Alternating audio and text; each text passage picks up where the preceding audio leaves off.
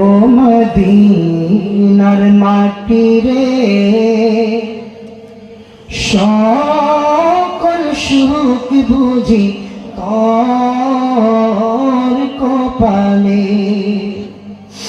ও Medina রে তোর বুকে আমার নবী, যার লাগি পাগল সবই, যার তোরে হইল সৃষ্টি ত্রিভুবন। ভাবি আমি সারাক্ষণে কখন যাব সেখানে, সহে না আমার পরাণে। ও মদিনা, সবাই পড়েন, ও মদিনার সকল সুখ বুঝি। কার কার মদিনা যাওয়ার ইচ্ছা আছে হাত উঠায় বলেন ইয়া রাসূলুল্লাহ।